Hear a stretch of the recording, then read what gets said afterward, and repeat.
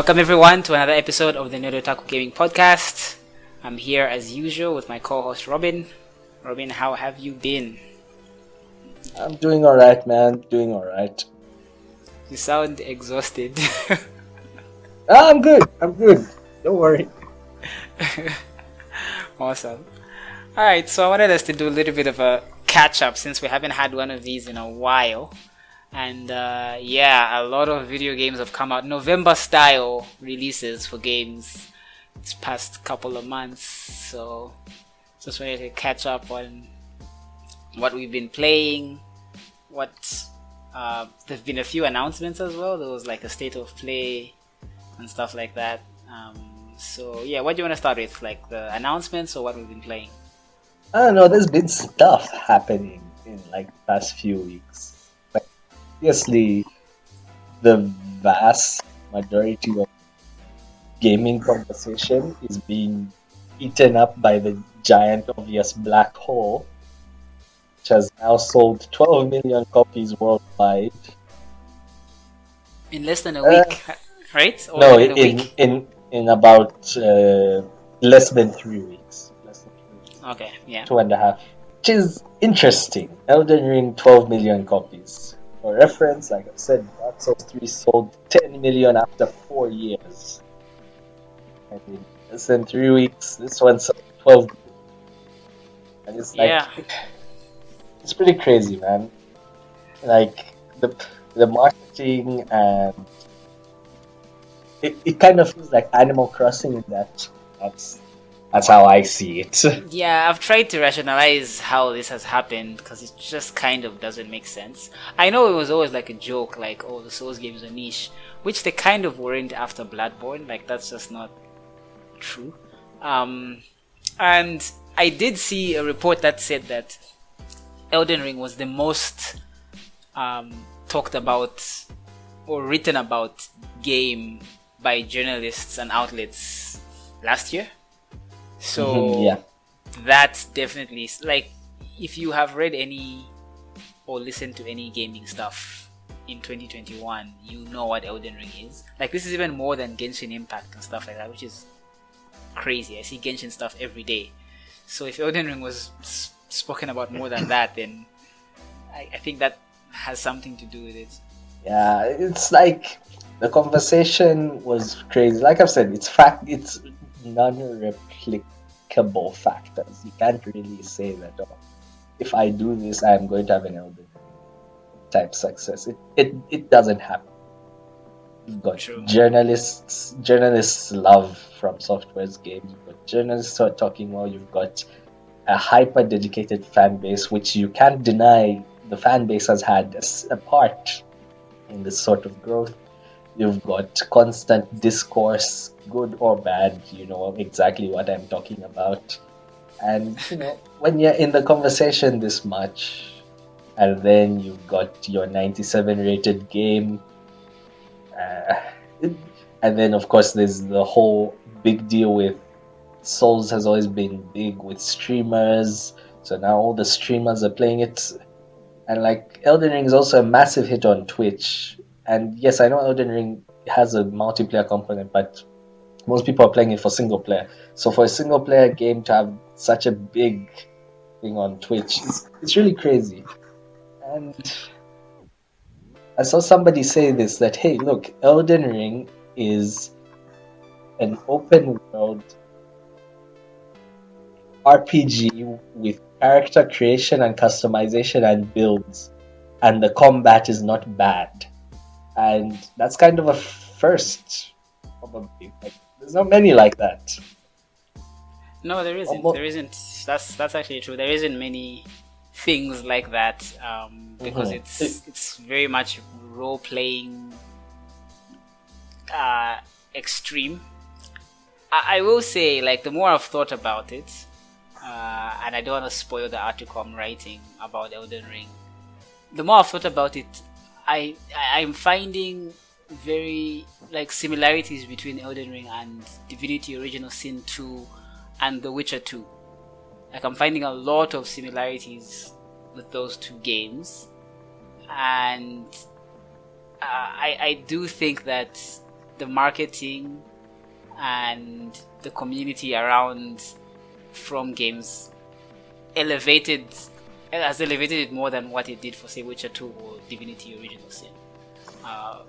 Because I do think they are similar in terms of, I think, gameplay systems and just the way they play, like the loop. I think they're quite similar.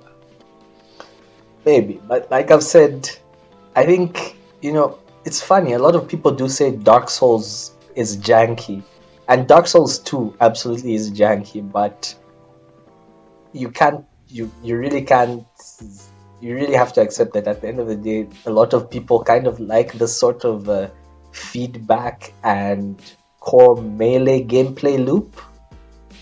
Not gameplay loop, the combat loop. The combat, yeah, the dodge attack. Yeah, feels very good in Elden Ring and in prior Souls games, and that's something which it feels like a lot of open world action RPGs don't do as well, or that's at least true.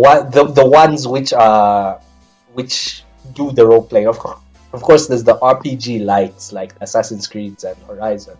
But like the hardcore actual RPGs, like The Witcher, the combat won't feel as satisfying. Stuff like it's bad. Elder Scrolls, of course, will do a lot of other things differently and better than Souls game. The interactability in Elder Scrolls, even if I've never played, but I know that that's off the charts. But the combat does not feel good, and see, Elden Ring kind of ticks that box in that, hey, it just like maybe something like Breath of the Wild, it feels good to play. You don't feel bad playing it. And then you've also got the other stuff which it nails. You've got the role play, you've got the character building. And, it's kind of funny that not many devs have been able to tick those boxes. But then Elden Ring does it, as well as also doing all the other stuff it was doing before. So, like I've said, it's not replicable. It will be hard to see something like this, and unfortunately it means that Elden Ring discourse is just all over the place. It's going to be talked about, I think, for the next few years. Yeah, I mean, that's kind of inevitable, although I do think that Souls discourse has happened for a long time. I am glad though that it's changed from difficulty, because these games, yeah, they're pretty hard, but they're not that hard. I was talking about this with Daniel, and this is something that I've been consistent about. I think people just kind of gloss over. Like I have said many times, like even when I'm someone who says the Souls games are janky, and I don't mean the combat. The combat has always been good. But by janky, I think the recent discourse has given me the vocabulary to know what I mean. The user experience has been god awful in the Souls games. And it's also pretty bad in Elden Ring. And that's the biggest bone of contention, right?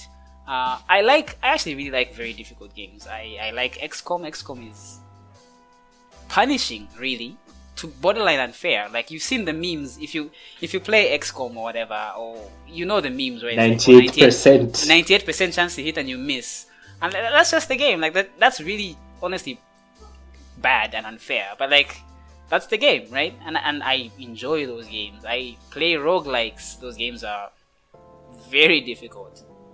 So why do I enjoy them, right? It's clearly not difficulty. It's the experience. When you're playing Hollow Knight, like, I never feel... I know exactly what I need to do. I'm given all the information I'm needed. I never feel lost. I never feel frustrated that I'm doing stuff in this world. Whereas whenever I played the Souls games previously, I was just frustrated. Which is why I even bounced off Elden Ring the first time, because when I started, I went east because everyone was like, just explore. So I was like, okay, fuck it, I'll explore. So I never leveled up. I never met, what's her name? The chick that levels you up. I never met Melina. I never did. I played like 5 hours of that game and I didn't level up.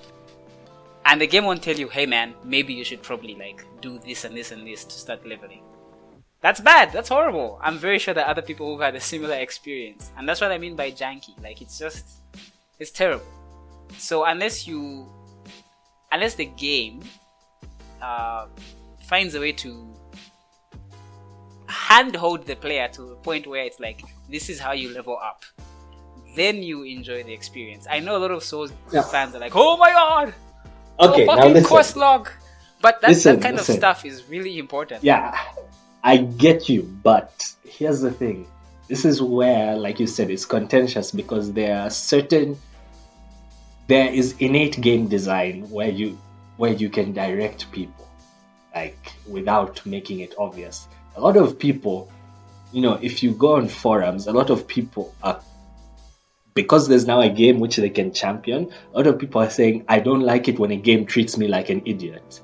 I don't like it when the game doesn't respect me. I don't like it when the game tells me what to do. You're seeing a lot of this now because it's sort of a game which champions that. But of course, conversely, you'll see people like you who are like, hey, I didn't know this. I'm supposed to be told this. I'll be frustrated by this.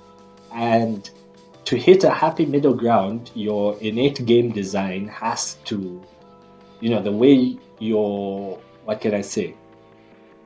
Like, let's say you pop out into the first part of the game. The game is supposed to use maybe art direction or buildings or something like that. Let's talk about that first plot. Let's talk about the tutorial. Let's talk about the Elden Ring tutorial and how. Let me talk about how I skipped it and why I skipped it. Did I see the dude there, the ghost? Yes. Did I talk to him? Yes. Did I read the message? Yes. Did I jump down there? Fuck no. I've played other Souls games. When you jump down shit, you die. And I don't want to die. I suck at these games. So I didn't do the tutorial because the tutorial is like jump down in this fucking abyss. And obviously there's perceptions and stuff there, but like there's ways to quote unquote force a player to do a tutorial. I don't know, man. I'm going to be honest. Your perception did you bad there. If I give this to anybody else, they are jumping in that hole. I give Elden Ring to anybody else, they're jumping in that hole. Your perceptions did you wrong. And because of that, you probably didn't learn how to two-hand your sword, because it teaches you how to two-hand your sword in there. And you complain to me, how do I two-hand my sword? I know. It's true. My perception definitely did do me bad there. But look, I know what you're saying is the fact that your perception can make you not want to do that is a bad thing. Yeah. And this is what I'm saying. You can't really hit the happy middle ground. For example, you said you didn't meet the level up lady for like 5 hours or something, right? Okay. Now, when you start Elden Ring and you immediately look at the horizon, the first thing the game is trying to tell you is, hey, there's a church here. Come here. And hey, there's this giant tree in the back. Maybe go in that direction. And that's why even when you open the map, every checkpoint shows vaguely where you should be going. And if you follow those, you're probably going to get to the level up lady within maybe 30 minutes. Now, of course, but like I said, you have to reach a happy middle ground. What's between the church and you when you start? There's an enemy who's going to kick your ass. Yes. So what I learned from what other games, open world games, have taught me. For this, man, people need to. You know what? All this Elden Ring discourse has taught me. People have not played Fallout New Vegas. Like everything that all these not all these. Most of these reviewers are talking about, and most of the gamers like you are saying about the open world design and how it's so revolutionary and all that stuff. You guys have not played Fallout New Vegas. Is Fallout New Vegas buggy as shit? Yes. Do you need to save every 30 minutes when playing Fallout New Vegas? Yes. It will crash every hour on you. Yes. However, the open world design of that game, the writing, like when you go in certain area, the whole world is open. You can finish Fallout New Vegas in I think 2 hours or 3 hours. Like if you just go in the right direction, you can do that. And that's not like a speed run. It's just possible. You can just fucking find yourself at the last point. But obviously, when you go to the end game levels, the enemies are so difficult that they'll just kill you. So in your head, you're like, okay, maybe I'm not supposed to go this way. It kind of nudges you without telling you, go here, go here, go here. But you're like, if you go left, you die. If you go right, you die. Okay, so just keep going forward. So as someone who's played open world games, and that's happened to him in say Witcher 2 and Witcher 3, I go forward, and there's this big boss that keeps killing me. So I'm like, okay, clearly I'm not supposed to go forward. I get what you're saying. I I do get what you're saying, but then again, that's what I'm saying. You can't really. You have to hit that magic middle ground that maybe you will be happy with, and I will be happy with, and maybe other people won't be. It's tricky because someone like me, I fought the tree sentinel. I beat him before I went into the church. I found it satisfying, and if he was just an easy enemy, it wouldn't be the same for me. So it's weird. Like I've said, it will always be contentious. The how you direct players in that sort of way, you always be contentious. No, that's true. I do And like the like, discourse though, as someone who's a big fan of game design and seeing all these devs talk about game design stuff. Like those, like you and I we frequent Reset Era, and Reset Era is like 50% devs. Maybe people don't know that. Like devs are so harsh on each other's games. I think people don't know how harsh devs are on each other. But it's not malicious. It's like it's just I don't know. I think artists they're would do this harsher as well. on their own games than Yeah, other people's yeah. games, though. Like artists are kind of there's no artist who make something and be like, man, this was awesome. Like that's never happened with me. There's no design I've ever made which I fully like. You know what I mean? So like you're always trying to critique your own work to get better for the next one. And Reset Era is kind of like that. NeoGAF was very much like that before it was whatever it became. So it's weird now that Twitter is the only space for that. So it looks like if you mix devs with like I don't know, Normal console people. warriors or whatever, it gets really toxic Messy. and dumb. But it is very interesting seeing other devs talk about design stuff and design elements and how they And go about this stuff. Because I'm currently playing Tunic and it's really weird. Like the marketing for that game was very much this is Zelda, this is Zelda, this is Zelda, and that's why I was hyped for it. And the first thing you do in Tunic is you go into a cave and you get a stick and you're like, okay, this is an homage to Zelda. And it's kind of like fooling with your brain, and then you meet an enemy and then there's like there's a fucking bonfire equivalent, and there's a stamina gauge, and I'm like, oh shit, this is a Souls game.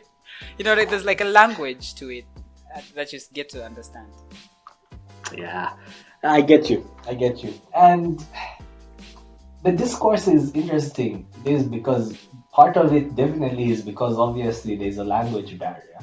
No one is going to FromSoft's developers and asking them, hey man, how did you do this? How did you guys think of this? Obviously, that mystique of them not being able to talk about whatever the heck they're doing makes discourse more interesting. Unfortunately, it brings a tinge of racism because there's always people saying, Japanese devs superior Nipponese technique in making video games. You get the annoying weebs who are being racist as hell. And you get the opposite of that, which is yikes. Yeah, and you get the opposite of that. Oh, to be fair, I've not seen the opposite of that. I haven't, honestly speaking. And I'm a weeb. I've not seen anything like that. I've not seen people say, "Oh, Western devs do this better." Nope.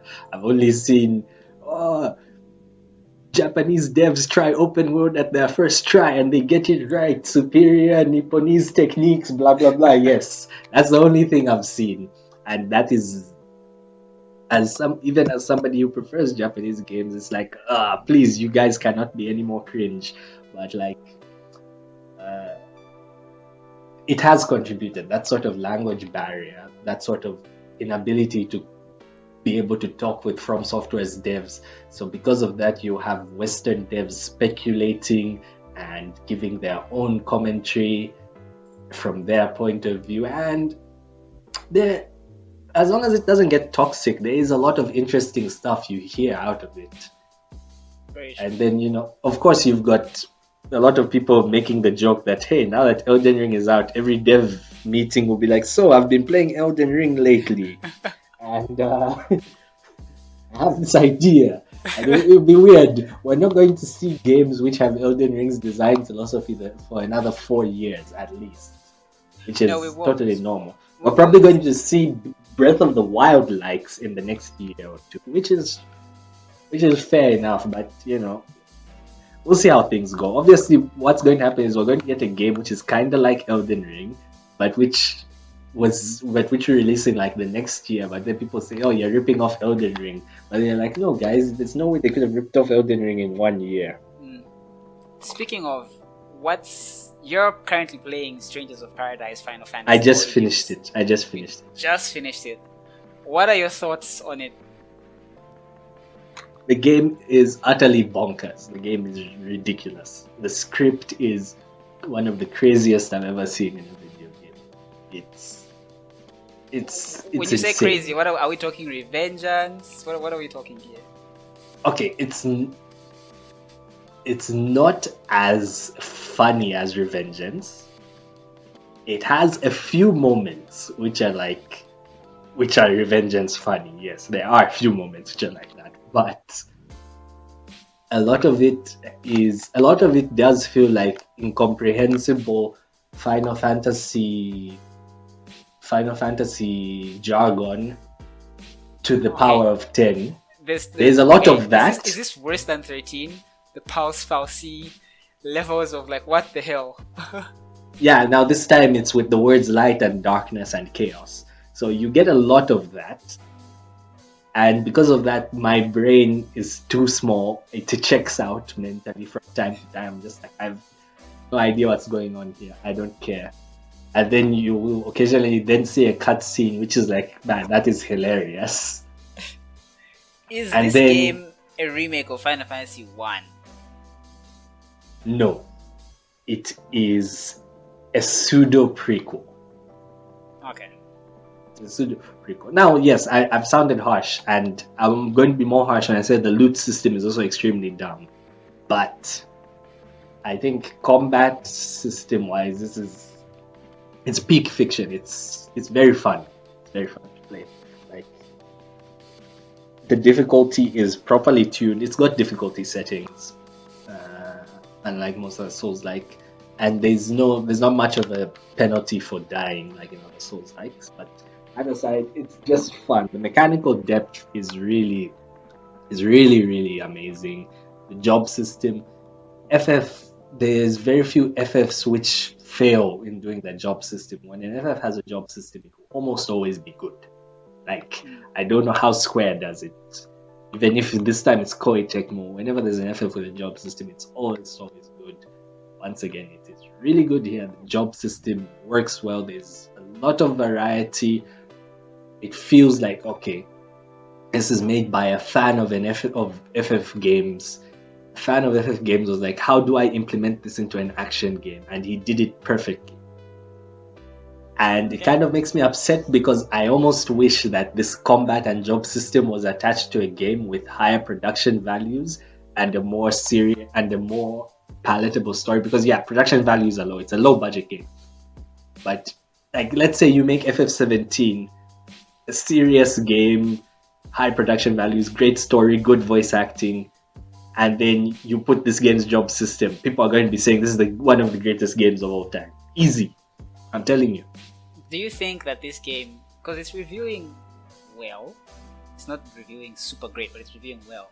Do you think that this game will eventually be like let's say 4 or 5 years from now, kind of like Bayonetta, where a few years later everyone was like, that's probably one of the greatest games ever made. Like, I remember Bayonetta reviewed really well, but it wasn't like people weren't like, oh my god, you're being unfair. Bayonetta was called a masterpiece from day one, with the exception of the PS3 version. You are being very unfair on Bayonetta. No, I do. No, Bayonetta was really well, but like right now, it's easy pan. Most people were calling Bayonetta the greatest action game of all time, even then, because DMC4 was a bit controversial, so people are like, "Wow, this is better than DMC4." Blah blah blah. So people won't look back at Strangers of Paradise that way.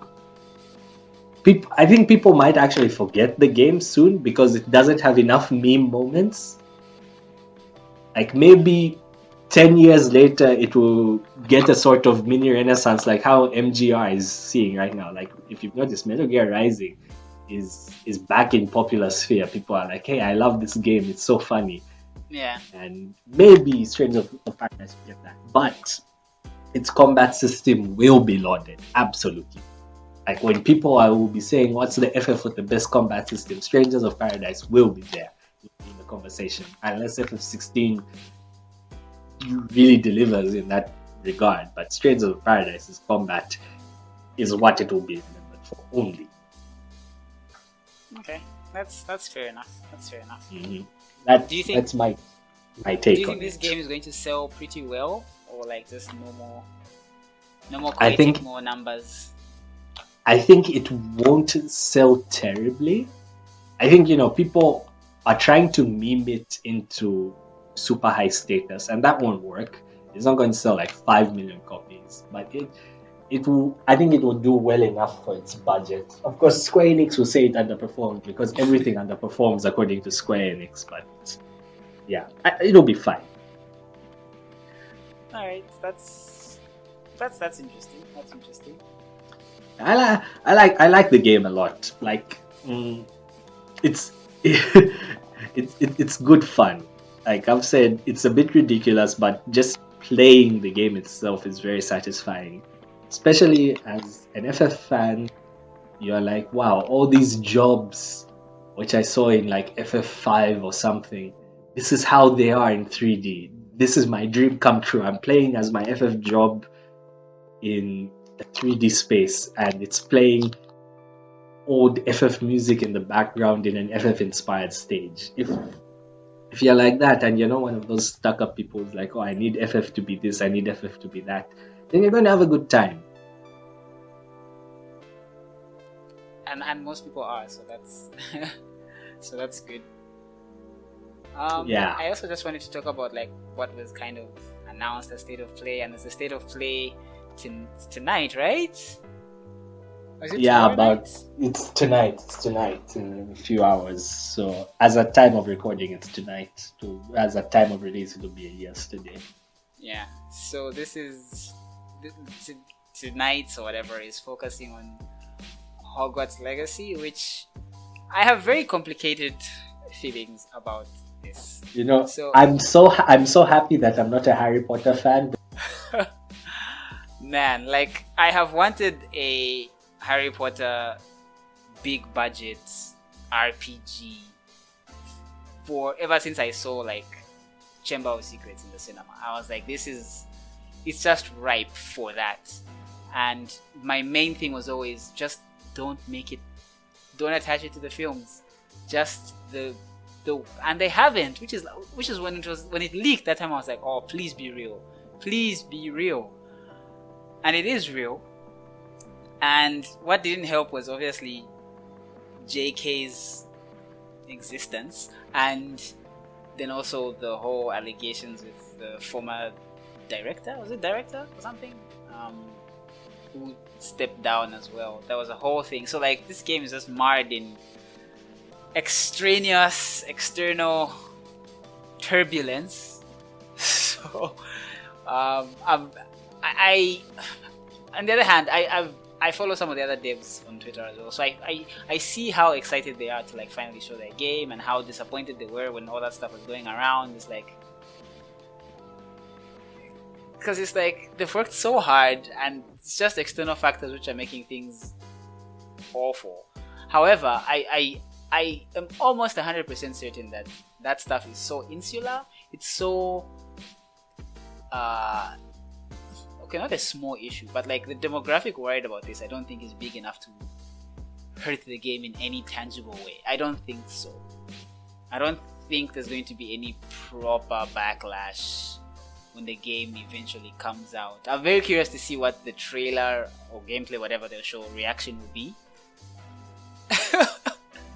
Yeah, and I actually think this game will review well. I think that the marketing, man, what a headache. What a case study in marketing, right? Like, how do you market this? If you're the marketing manager of this game, what do you do? Like, do you just ignore all this stuff just like it doesn't exist? Yeah, that's what you do.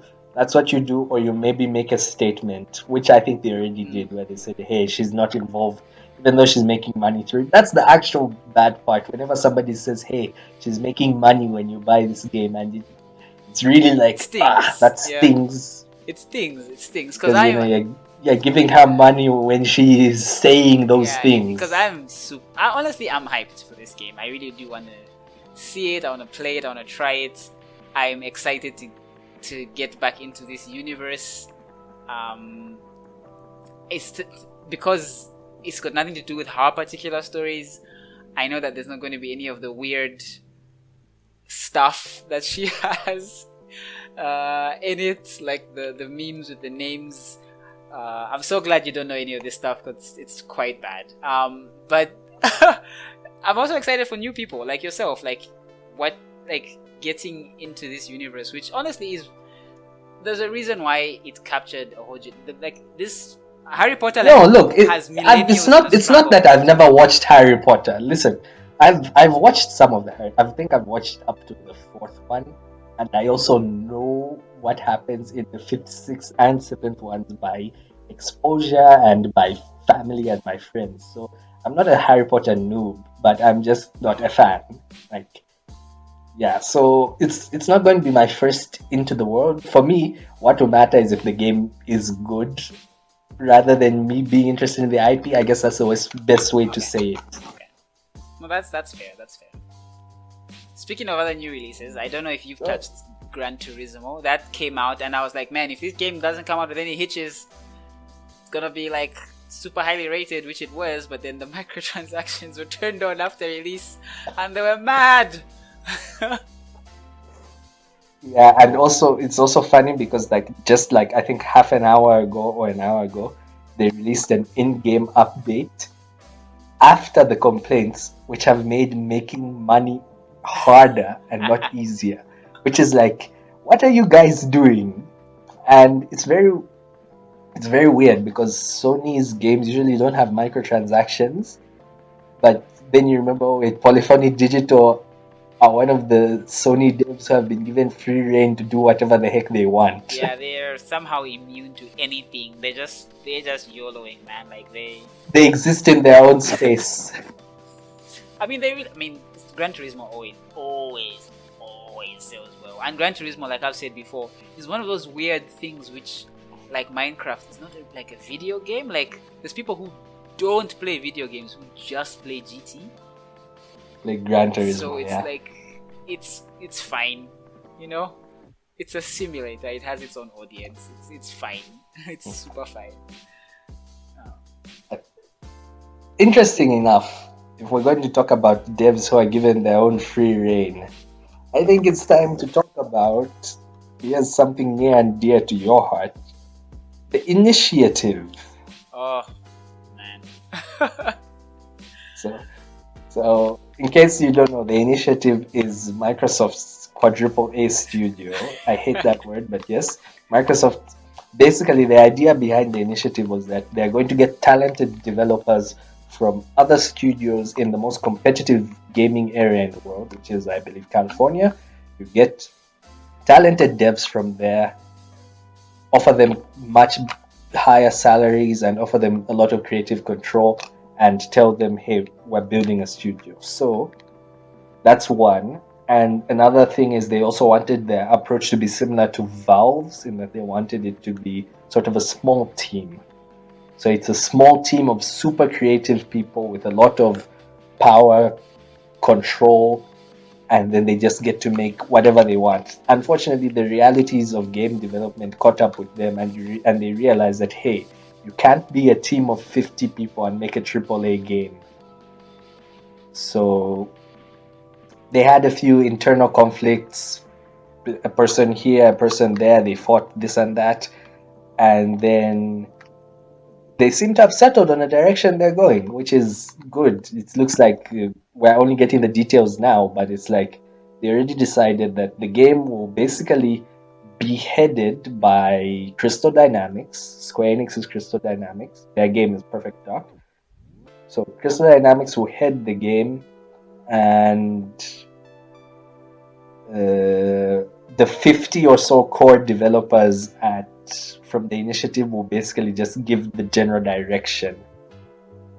So that's fine enough for Perfect Dark. Perfect Dark will probably take a while to come out. But what's interesting for me is after Perfect Dark, what happens? Like where Microsoft has given them free reign and they've seen the difficulties of trying to run like Valve but be a AAA studio. So where do you go after you release Perfect Dark? Where, Like for, what do they for me, it's like even before Perfect Dark releases, like if it even releases, because to me it's still nebulous. First of all, what even is Perfect Dark? There's a lot riding on this. Obviously, it's not like Well, it's Crystal Dynamics, so we can assume it's probably just going to be an action adventure game. so. Yeah, so previous Perfect Dark was a first-person shooter like GoldenEye, and then the sequel on the Xbox was leaning a little bit into immersive sim territory. Not really though, kind of. It had like ability wheel stuff, but it was still very much a. I don't know if you remember the PS2 era James Bond games. Did you ever play those? They were very set piece. No, man. Like set piece heavy corridor shooters. And Perfect Dark kind of felt like that with immersive sim elements though. So it was a weird game. So I don't know, man. Like as a fan of Cyberpunk and someone who likes the first Perfect Dark, I would like it. Very selfish bias point of view, but I would very much like it to be just a straight up immersive sim. Give it to Arcane, man. Just give Perfect Dark to Arcane. Let Arcane make a Perfect Dark game. That's my perfect scenario. If they are making some sort of Tomb Raider thing, I think that works as well. That's an easy bet. People will see a shiny lady with blue hair with awesome cyberpunk weapons and they'll get hyped. So that's fine. But is this game going to release? What's the direction? The fact that they've lost like most of their project leads just left, that's weird and concerning. So I don't know. No, like I've said, those issues would be concerning if we had heard about them last year. But it feels like at a point where it's all sorted out. It's all sorted out already because they took the solution. The solution is, hey, bringing Crystal Dynamics to do it. Hey, we won't work like a Valve anymore. You know, it's already solved. I feel like there's no need for panic right now because the issues have been sorted out, in my opinion. Like yes, it is not right when so many people leave, but if it's been sorted out, there's no need to panic at the moment unless something else happens again. The only problem is that yes, the game will probably not be out for a while, maybe 24, 25. And this is their, I hate to be console warrior-ish here, but this is their Naughty Dog killer, right? Initiative is it's their Naughty Dog. It's supposed to be that.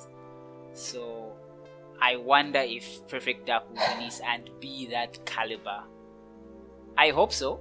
Yeah, but you see, the dynamics have changed because it's been, I don't know, it's been a few years since Perfect Dark was announced, and Bethesda and Activision have been acquired. So, you know, when you've got 23 studios, you don't need a Naughty Dog, really. It helps. It really does. But you don't. Well, like I've said, you know, the fact that they were trying to make a triple game with 50 people, you know, try and preserve the feeling of, oh, we're indie-ish with just a small core and we can make a AAA game. That's a dream. Ken Levine's studio is having the exact same problems. Like, you know, you've got to deal with the realities of game development. Adjust your scale. Man, speaking of Ken Levine's game, they're also going through some issues there. That game has been in development. You know, it's funny, like I tweet at Ken Levine like every year randomly when I remember that he apparently makes games. I tweet the same tweet. I'm like, hey man, are you still a game dev? And because I really like Ken Levine's games, but like, man, it sure has been a long time. It's been a few generations now. So whatever that game is, it better be some sort of banger. I have heard from, I think Alana Pierce has mentioned a couple of times that she's seen the game and played the game, and apparently it's doing some really weird asynchronous multiplayer like stuff we've never seen before thing, and that's probably what's holding it back, which I can believe because I know that Levine always tries to push the envelope. Even like the design documents of like the first games that he worked on, the System Shocks and them, as innovative as those games are, they are very much a dumbed down version of what the initial plan was. So I think the problem here is that there's no one to tell him, hey man, here's a date, release it. He's just been given free reign to like release it whenever, and I think that's a problem. So we'll see if and when that game does come out. It's probably gonna push the envelope. Will it be good? At this point I don't think so, but it's definitely gonna try to push the envelope. I'm curious to see what it will be like. Yeah, it's. No, this is another thing. It doesn't help that Ken Levine is a lunatic. So we'll see. We'll see. It will take time. There's a lot of, obviously pandemic hasn't helped, but like there is a lot of stuff which you sit down and you realize, okay, you know what? Some stuff is going to take some time to come out. Ken Levine's game, the Initiative's game, Fable, who knows when that's coming out? Who knows when Naughty Dog's next game is coming out? Who knows? True. But, it's fine. I think we're in a time where there's more stuff than ever to play. There's so much to play right now. 2022 has really started off strong, in my opinion. It has. I want to talk about some of the games that were shown recently or delayed. At the state of play. Forspoken, we saw more Forspoken. Oh, yeah. I will admit, for the first time, it looks not terrible. I don't know if it's just the previous trailers which just didn't show it well, but it finally looks like it's not going to suck, which is good. But before I forget, for all our horror fans out there, Capcom showed us not Dino Crisis in what was clearly some sort of Dino Crisis spin-off thing, and I think that so I'm caught in two minds here, right? It's like it's not Dino Crisis, right? But I think that leveraging the IP would be good for that IP, like just to bring it back somehow back into like the discourse for people who never played that game. But then, as for like super hardcore fans of Dino Crisis, would they be fine with having a Dino Crisis game that is completely nothing like Dino Crisis? I don't know. Did you play the game? Like, do you have any most thoughts Dino on that? Crisis. I've never played Dino Crisis, but the Dino Crisis fans I know on the timeline are not happy because it's like, first of all, Exo Prime was multiplayer only, so that's already something. For the most part, they aren't happy. They are just like, not like this. And lots of people are looking at Exo Prime in isolation. Don't hate it. They're like, wow, this is pretty interesting, a new IP from Capcom. But because of the Dino Crisis thing, it's like, this is it's tainted in a way. People won't look at it apart from, oh, this was the Dino Crisis bait and switch game. It actually did look good. Like, my opinion on the 4-player hit kill zombies thing. I'm just like, Jesus, how many of these are? But then, like, it looked, it looks different. There we go. Of the 4 players co-op kill with hordes of something, Exo Primal looks different, and it made it stand out, and I remembered it, and that says something. It's not Red 4 or whatever. So, yeah, that's it. I've only seen one cinematic trailer of Red 4. Red 4 could be awesome gameplay. Who knows? Whatever. We can only hope. Also, who knows? We'll see. JoJo's Bizarre Adventure, Oster Battle, I think it's called, a fighting game. I have played one JoJo's fighting game, Was it on PS2? I think it was on PS2 or PS3. Like, it's a JoJo's anime fighter. I think that game's gonna sell really well. I was really shocked at. Look, this is a remaster of a PS3 game. Oh, it's of a PS3. PS3 game yes, of a PS3 game that already had a controversy attached to it a long time ago that got patched. Do you remember this, by the way? No. So, at first I thought it was the story mode, but then I confirmed it wasn't the story. So, this was big in Japan. So people in Japan bought the game and sold like a lot of copies day one. There was a mode, not the story mode, but a single player mode, and it had an energy system. You know what I mean when I say energy system, right? Farmville. It had an energy system. Yes, it had an energy system, and the sales cratered, and people returned their copies when they saw that. And eventually they patched it, I believe, but for me, this will always be the game where it's like, oh, they put an energy system in a single player game. That was peak. Like, what are you guys doing there? To be fair, energy systems were like very common and very popular at the time. But why put it in a single player mode? They looked at the mobile. It was in this peak console games are dying era. Yes, it was. It's just really upsetting that this happened. Now, obviously, this won't affect the remaster, but that's the only thing I can think of when I saw that game. I think this game's gonna sell well. I know it will sell well because the people who are so excited for it were like, "What the heck? You watch JoJo's? What?" Yeah, to be fair, JoJo is way bigger now than it was back then, because I think by the time this game was coming out, it was like the JoJo anime had just started, like part 1. Yeah. And now we're on part 6, and now JoJo is a thing. Dude, I was watching the Giant Bomb so thing, obviously, and like most of the Giant Bomb guys. Okay, obviously Giant Bomb skews it. They watch anime. They clown on it a little bit, but they watch anime. But like, I was like, how is the whole team, like they know all the what?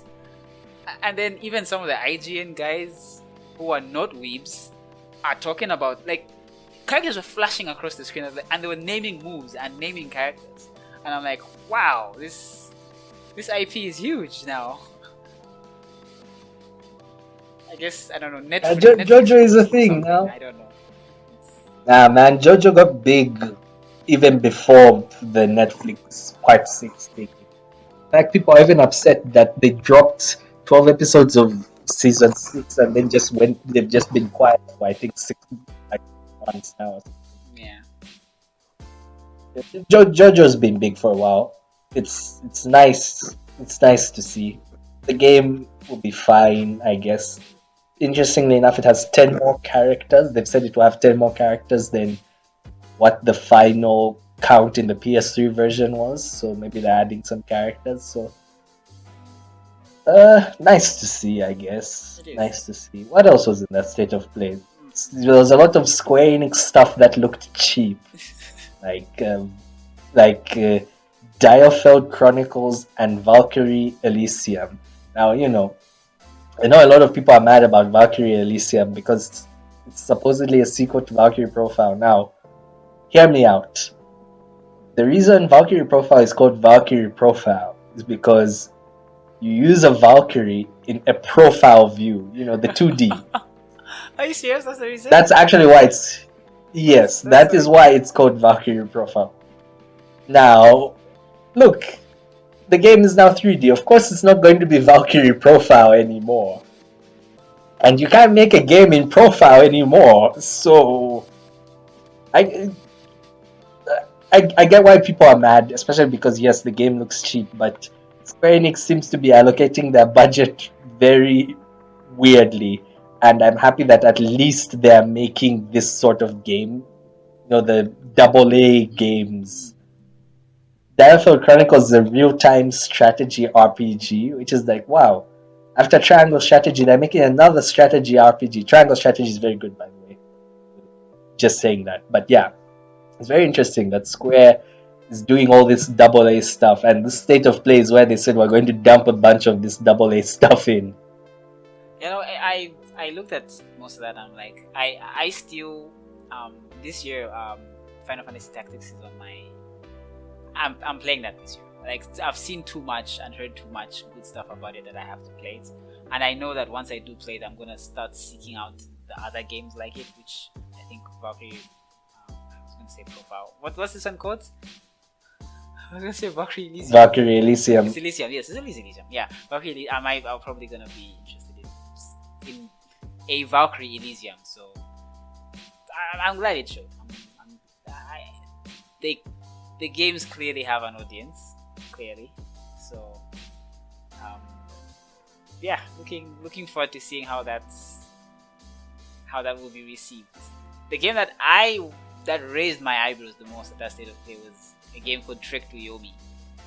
It is a samurai game that's it's a 3D game, but it's in a 2D plane.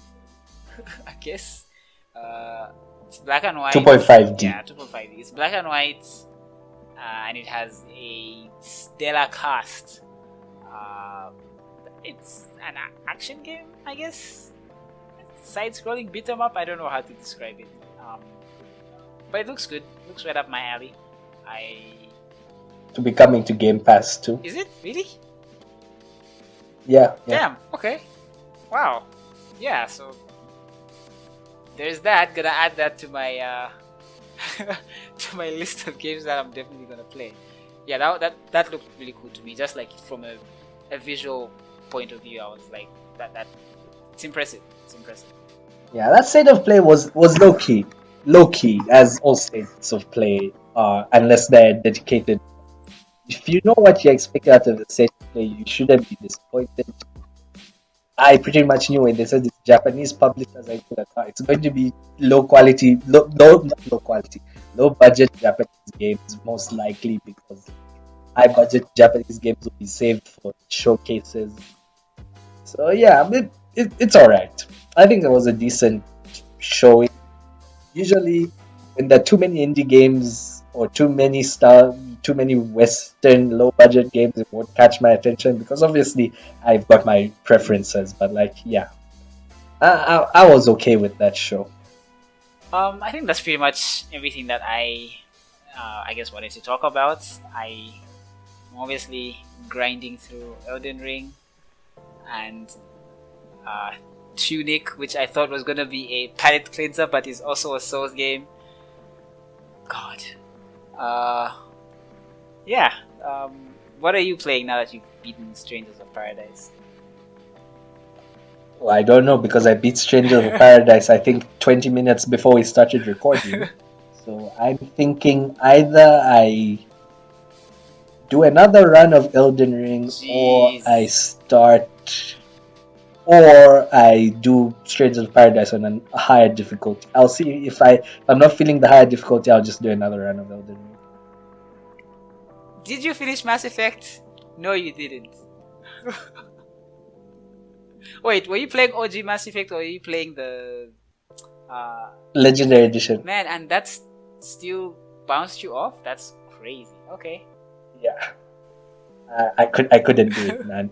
Anyway, let's stop talking about Mass Effect. I think, guys, we have talked about everything from this episode. Indeed. Yeah, we'll see you guys next time.